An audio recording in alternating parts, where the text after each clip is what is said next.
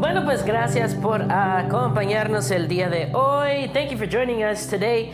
Aquí estamos desde los estudios y qué bueno que nos acompañas. Qué bueno que nos acompañas para que siempre estés conectado con lo que está sucediendo aquí en la ciudad de Austin. Everything that's going on here in the Austin metro area. Somos la Alianza Latina Ministerial de Austin. Te damos la bienvenida y qué bueno que te conectas el día de hoy. Gracias a todos los que se están conectando. Everybody that's joining us on this special interview and special broadcast traído por la Alianza Latina Ministerial de Austin. Yo soy Toñito, el presidente actual de la Alianza, y aquí estamos junto con la mesa directiva, el vicepresidente Pastor Alo, y tenemos a nuestros invitados el día de hoy que van a estar acompañándonos. We've got some special guests today that are going to be sharing some very important information, pero antes de todo queremos darle las gracias como siempre a todos los que nos acompañan como cada semana, como cada mes en las reuniones mensuales. Everybody that joins us every month in the our monthly Alma luncheons. Todos los que nos acompañan también en las redes sociales, todos los que se conectan y los que son parte de la membresía de la Alianza Latina Ministerial de Austin. Everybody that's a member of Alma, everybody that continues to come and just connect and be united with us in the one important purpose, which is continuing to bring more lives to the kingdom of God. But we just want to thank you. Te queremos dar las gracias porque también como cada recurso que traemos de traer, hacemos lo mejor para mantenerte conectado, hacemos lo mejor para que estés atento de lo que está sucediendo en la ciudad de Austin. Y el día de hoy estamos contentos porque pues vamos a estar trayendo más información. Primeramente es un privilegio darles la bienvenida a esta conversación tan importante y hoy estaremos hablando sobre una necesidad muy real que existe en nuestra comunidad y la necesidad de más familias hispanohablantes que estén dispuestas a abrir su corazón y su hogar a niños que necesitan cuidado temporal. So we're trying to bring more information to those families that can open a door to during this time of need, that can open their door to kids, to children that might not have a place to live, a place to be able to be safe while their parents might be affected by the current situation that's happening with immigration. So we've got a representative from an organization, Bishop Blake, that's going to be accompanying us today and bringing more information upon this. We also have Pete Inman on the line with us. He is an advocate for so many resources here in Austin, and we just want to thank Pete as well for joining us today. But I'm going to hand it over to Pastor Alo first. Le voy a dar la oportunidad a Pastor Alo para que pues salude a toda la comunidad y todos los que están en sintonía. So we're going to hand it off to Pastor Alo, Vice President of Alma, and he's going to be just sharing a few words before we kick it off. Hola a todos, Dios los bendiga. Es un placer estar conectados a través de las redes sociales de la Alianza. Muchas gracias por conectarse y estamos muy emocionados de poder traer esta información de las necesidades que se encuentran hoy en nuestras comunidades. Sabemos que estamos pasando tiempos difíciles, como compartió nuestro hermano Toñito, nuestro presidente, y los hermanos vienen a invitarnos a poder participar como iglesia que hablan español, porque hay mucha necesidad. Están pasando ahorita muchos niños que solamente hablan español a través del sistema CPS, Children's Protection System, y es importante que la iglesia, familias hispanas puedan abrir sus puertas para que puedan recibir a aquellos niños que están pasando por el sistema, y eso es lo que estamos platicando esta tarde. Así que gracias por su tiempo. Thank you, Toñito. Thank you, Bishop and Brother Pete. We're excited to share this information with the community. Thank you all. So many things going on, muchas cosas que están sucediendo aquí en la ciudad de Austin y todos los Estados Unidos, que hay mucha gente preocupada por lo que sigue sucediendo. A lot of uncertainty for many Hispanic families, and that's why we try to bring you this information and these tools and resources so that you can also have a way to, if maybe you know somebody, a family that is going through this kind of situation, or you yourself are going through this kind of situation. Quizás tú conoces una familia que está pasando por esta situación de incertidumbre con la inmigración, o conoces a alguien, o tú mismo estás pasando por esto. Puedes tener esos recursos y esta información para que te sientas mejor, para que te sientas más, so that you feel safe during this time. And if you have any needs as well, we can try to bring you those resources. So once again, thank you to Bishop Blake and Pete that are joining us today. And before we continue, we're just honored to have Bishop Blake with us for this special conversation, and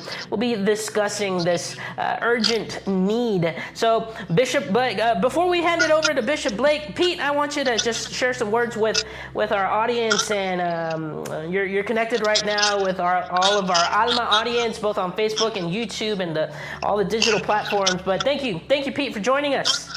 It's such an honor. Thank you, President Toñito. Alma has a truly unique role in Greater Austin and in Central Texas. And just so you know, Allo has been part of our clergy advisory board for this for the last 5 or 6 months. So he's pretty up to speed. But what Bishop Blake does better than anyone is coach up the church on how to be engaged and empowered and equipped to wrap around vulnerable children and families. So we are very honored to be with you today, and we love Alma, as you know. Awesome. Thank you, Pete, for just making that connection and joining us and being able to be a bridge of connection so that we can bring these resources, que podamos traer todos estos recursos y esta ayuda a los que los necesitan. Así que si tienes alguna pregunta, if you have any questions, leave a comment and we'll try to get back to you as soon as possible. Leave a comment on the broadcast. Deja tu comentario, deja tu pregunta y trataremos de traerte, bueno, la respuesta a quizás la duda que tengas o cualquier cuestión que tengas. So, without further ado, Bishop Blake, thank you for taking the time to be with us today, and we're grateful for your heart and your ministry. So, a little bit before we begin, could you briefly introduce yourself and tell us about your ministry and how God has led you into this foster care advocacy? So, antes de comenzar, Bishop, ¿podría usted presentar brevemente y compartir cómo Dios lo llevó a servir en este ministerio?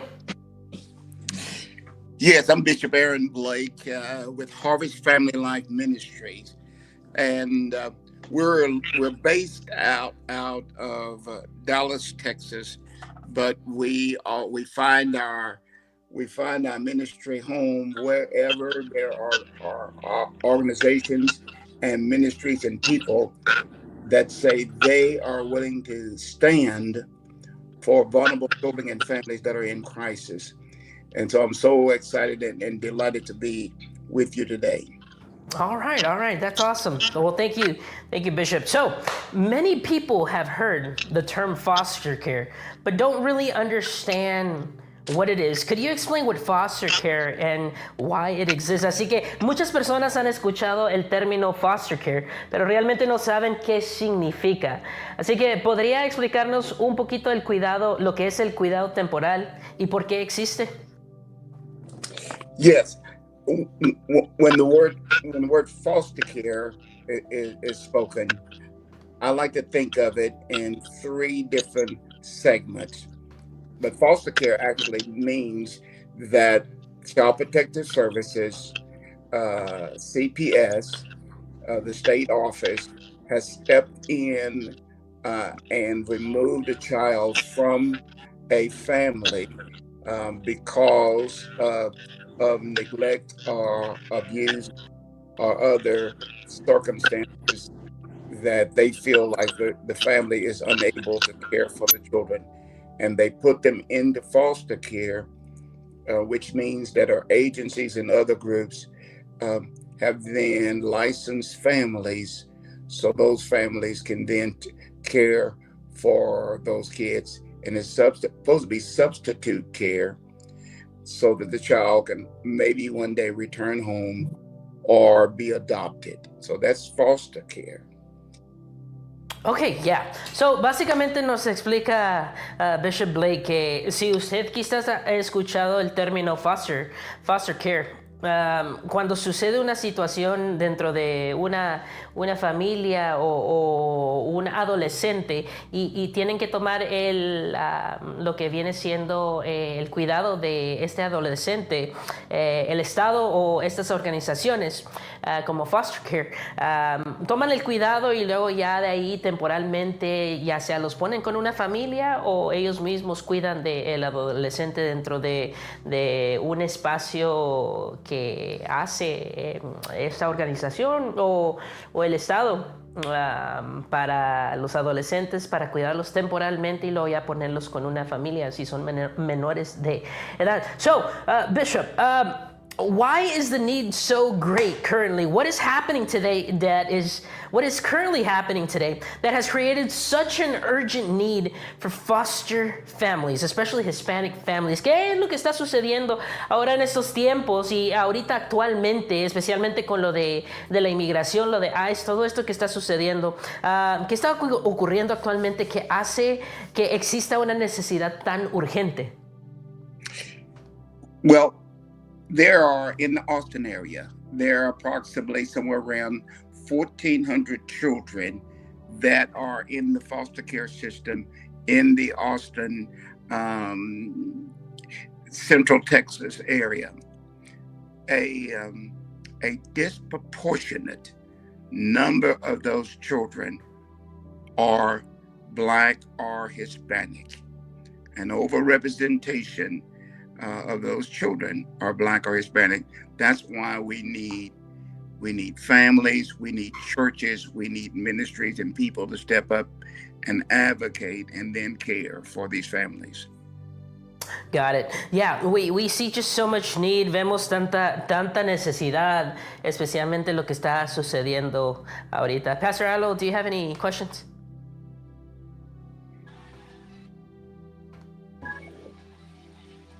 Bishop, we have talked about how to activate the Spanish-speaking churches, and we have seen the situation going on in our state. What's the call today? That will be my first question, and also if you can talk a little bit about the care portal. Yeah, let me really emphasize the call today. Today, my heart is really heavy. Yesterday, I got a phone call from Child Protective Services because 2 children died in the Dallas area because there wasn't adequate and safe placement for those 2 children, and they died while in care. And Child Protective Services called and said, "Will you help us to get loving, caring Christian families to step up, so our quality of our families are better, so our children can be safe?" That's the first thing.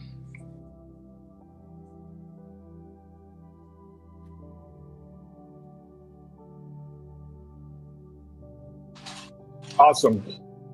Thank you, Bishop. One of the questions that we received by one of our viewers. If I may respond, or I might read it, Pastor Toñito. He says, "How can we be part of this foster care, and what will be the way to connect with the foster care, or how will be the process, or what will be the steps for us to share with our churches and local members?" Yes, and that's a great question, and thank you for asking that. I wish that every every Christian in every church and would ask that question. Here is the things that you can do right now. Reach out to us. We would love to come and present to your church. Whether it's on a Sunday morning or a group within your church or your leadership, and walk you through three areas. One area is in prevention, and that is working with families that are having a difficult time upstream before there is a problem for removal. And you can do that through the care portal, and I'll explain that. The second way to do it is we come in and bring child placing agencies in for an informational meeting, and that will inform your church and congregants of what is foster care, how many hours of training, what do you need to do to be a foster parent, and we can come in and do that right in your local church or gathering of people. And the third thing is those kids that this year that graduated from high school, some of them will age out of foster care, and they're 18, 19 years old, and they're on their own.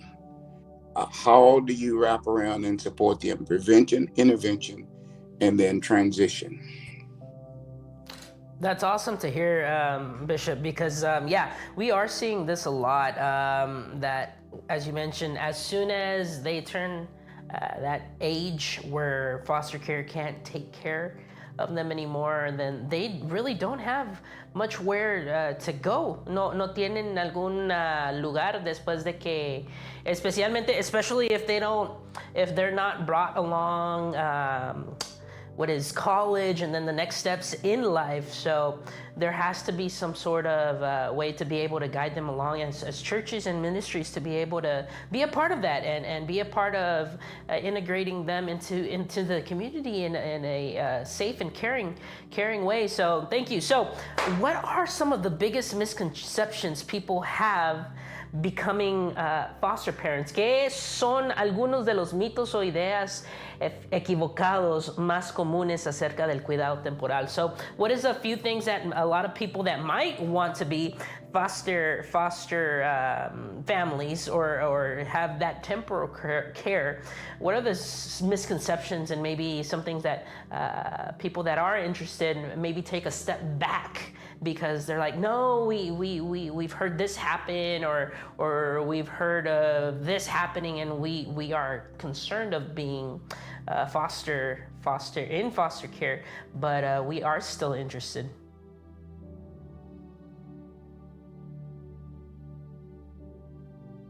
All right, I believe we lost Bishop Blake for a second, but I'm gonna go ahead and go over to Pete once again. Hey, Pete, thank you once again for joining us. Gracias, Pete, porque nos acompañas.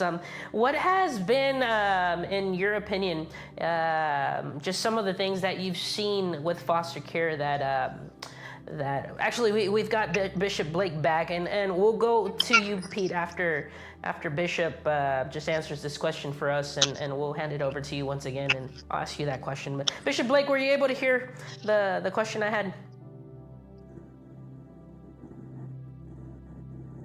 Okay, we can't hear you right now, Bishop, but let's try to get you reconnected if you can reconnect your mic. But okay, Pete, let's get you on the line again.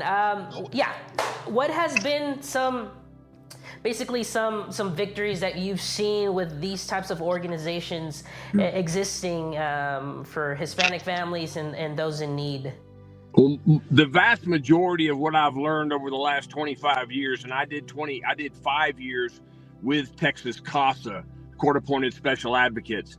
But most of what I've learned directly from Bishop Blake and Harvest Family Life Ministries. And what's relevant to us today is that Hispanic families go into foster care more quickly, more rapidly. They stay longer and they come out with worse outcomes. That's why we feel such an urgency. And as Bishop Blake also repeatedly tells Pastor Allo and me and reminds us, government does many things well, but being a family is not what the government's called to do. But we, as the Church of Jesus, are called to be the family for orphans. And so that's what drives us every day. What I'll also share with you about where we are right now is because, in large measure, of Bishop Blake's favor with the governor and the previous governor, Governor Perry, the government wants us as the Church of Jesus to step into these places and to be a vibrant part of the solution. And it's as easy as inviting us in to share what being a foster family means, what the training requirements are, what the compensation is, and we can do a quick assessment. And as Bishop noted, we can either do that on a Sunday morning. We can also work with a smaller group. I know that Maribel Reyes was kind enough on the fly to host our 2 interns because we opened a Harvest Family Life Ministries office in Austin at the beginning of the year. And one of the interns, Nayeli, in particular, is Hispanic, lives in Central Texas, and recently has really gone through some tough family stuff. So we're living and breathing this with the people that are on the front lines, and we have the expertise and the favor to actually bring about solutions that are God honoring. Awesome. That's very important to hear, and thank you, Pete, for just sharing this and being a part of an important, just a key figure in all of this in the Austin metro area. And Bishop Blake, our other question that I had for you is, maybe a lot of people might be interested or interested, or churches or families are interested in becoming a foster family. Quizás iglesias y algunas familias quieren ser, but basically, a lot of people have this question. What are the qualifications specifically that are really needed? Do you have to be wealthy, have a perfect family, or be going through just be a perfect family that can receive a foster child? Or what is needed to become a foster family? That's a great question, and what's really needed to be a foster family is one, that you have an income that sustains your lifestyle and the lifestyle of your home, that you have adequate space for a foster child, that you don't have a criminal background, and that you are willing to adhere to the standards. And the minimum standards of Child Protective Services is basically you have to be 21 years of age and older, do a background check, and just safety in the sense of an animal, and other safety checks, that they will come out and do a home inspection in the sense of safety. But the most important thing is that we match you, Harvest Family Life, Pete and myself will help match you up with an agency that can work closely with a foster family, work closely with a church, work closely with a ministry that understands the culture, and that understands how to have wraparound around the family that is fostering, and also with the intent of, is there possibility of reunification, wrapping around and praying for that bio family that the child came from. And then many kids wind up can't return home and are needing adoption. So adoption is another step that can be taken. We'll walk a church or individual or family all the way through, and we'll be with you all the way through while the child is with you, along with a quality child placing an agency.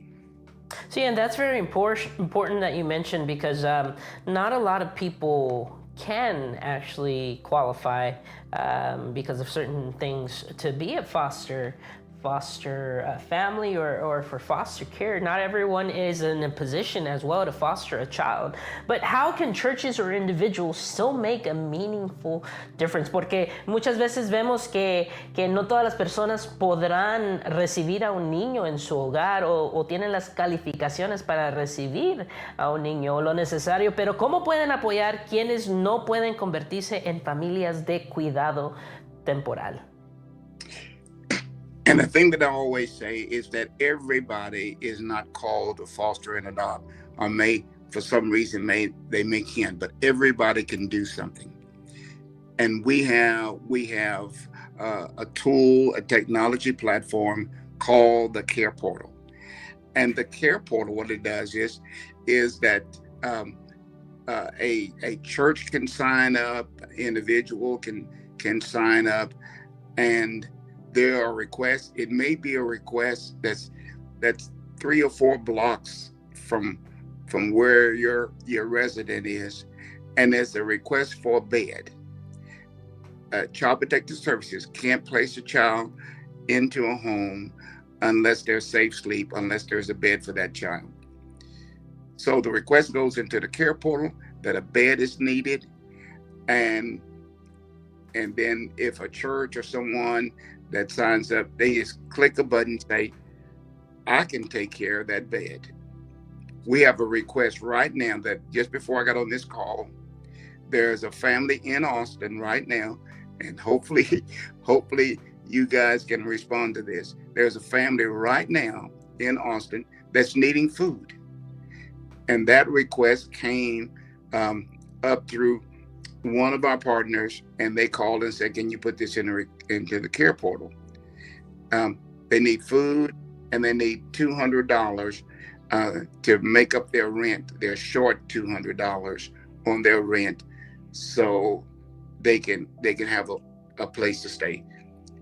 So you can click on, if it was in the Care Portal, you could click on that and say, yes, I can take care of that food, or my church can provide $200, and you either carry that over to them or they'll come to you, or however, where the communication, and you can serve that family and then wrap around that family, pray for that family while they're there with you, and then see if there's other things that may be there. So yes, you can serve.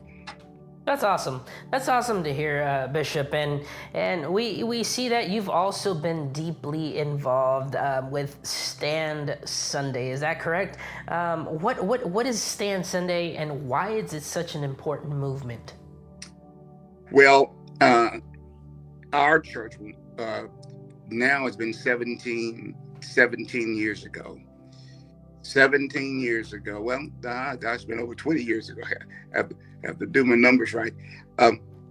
Our church, because of the number of children that were in the foster care system, I stood up in front of our church on the second Sunday of November, 20-something years ago, and I asked them if they would stand with me. I didn't literally mean for them to physically stand, but one lady stood, and then one after another, they stood and say, yes, we will stand. I had a child placing agency to come into our church thereafter, and then we had 6 kids that we took in from the foster care system, and our church took in 39 children out of the foster care system that was in our county. And Brown County became the first county that had more families waiting for kids than kids waiting for families. And that's what we want to do in Travis. There's no reason, with the number of churches and the number of people that we have that love God and love children, that there be any children that are in the system or They have to move out of the Austin area, down to Houston, San Antonio, or wherever there's a bed, because there's not enough homes in the area. So Stand Sunday, and November is Adoption Month. That's November. Stand Sunday is when we ask churches to allow us to come or share a message and ask their congregation to stand. Don't have to wait till November. You can do it now, and we'll come to your church now to stand for children and families that are in crisis. That's amazing. That's amazing, and it's great that ministries and organizations like yours exist, Bishop Blake. And I just want to hear from you as well. ¿Podría compartir algún testimonio que haya marcado profundamente su vida en este ministerio? So, could you share a story that has impacted, just a testimony that has impacted your life and reminds you why this ministry matters? Well, this story that I'm about to share is as fresh as a week ago. A mother was sleeping in her car with two children, and this just happened a week ago. With two children, with the weather as hot as it is, and she had been evicted from where she was living. And she was sleeping in her car with her two children, and the police pulled up. It was at night, and they called me because she was out in front of her church. They didn't know exactly what the situation was, and they called me. When I got there, they had discovered that this lady didn't have any place to live, any place to stay with her two children, and what we were able to do, because they also call Child Protective Services, we were able to work with that particular mother and work with that family to where we had temporary placement of those two children with one of our families that were a foster family, and we found a house where in our village, right next to our church, was a house. So the mother was there. We worked with her, and one of our families had the children because they had to remove them that night. And she is now working in the process of getting her kids back. We think that that's going to happen soon, and that's one thing that happened, and that's still fresh. That's why we need churches, we need communities. And here's the great thing about this, and I'm so glad to be on a call with all of you. The wonderful thing about this is because of all the things that are happening across our state and across our country. If the church, and through our organization, we engage churches to do this. If the church would step up in prevention, if the church would step up and walk alongside, then the system that doesn't know how and doesn't know what to do because the system doesn't have the community connections or the community empathy or sympathy for our families. But if the church does it, we can then cut the numbers and we can save lives. So thank you guys, and please respond. We'll come to you if you need us to. Awesome.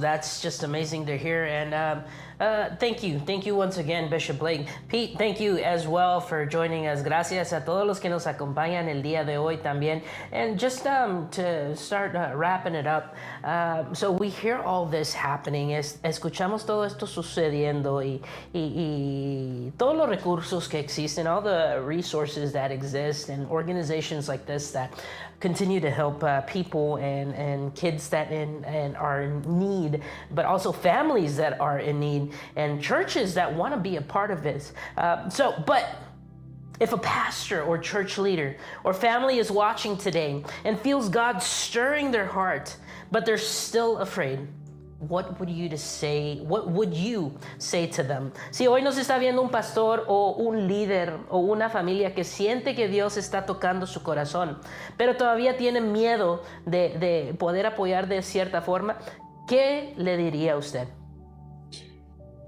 Pastor, you're not alone.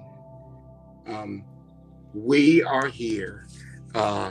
Pete and I spend days up and down the highways and freeways of Austin, talking to pastors, going to churches. You're not alone. We are here for you. Please call us. The children can't wait. And you don't have to wonder who to connect with, how to connect. Fortunately, we are connected to the systems, and we have respect from the systems, and we're there to serve you. Well, thank you so much, Bishop, for sharing your heart today and just sharing all this information with everybody that's connected today and everybody that's going to watch this at a later time. Pete, any last words to share with the community, Hispanic community, and anything you might want to add? Thank you. I just wanted to thank Alma once again for being the tip of the spear on so much goodness in Central Texas and Greater Austin. Pastor Allo, again, is a member of our clergy advisory board. He knows that we are willing to take any pastor to coffee, lunch, breakfast, whatever makes sense to explore this in a safe place with no expectations other than providing information. The last thing I would remind us is that there is going to be a walk called Stand for Kids ATX. It's either going to happen October 31st in the morning downtown or November 7th. So keep your ears open for when that finalizes, and we will certainly distribute the information through Alma, President Toñito. Awesome. Thank you so much, Pete. Pastor Alo, algunas últimas palabras para todos los que están conectados? Any last words, Pastor Alo? Yes, I want to just thank Bishop Blake and Brother Pete and all the members of the Clergy Advisory Board. Thank you for your efforts. And one of the things that catch my mind today, touch my heart, is prevention. Una de las palabras que el Bishop compartía era prevención.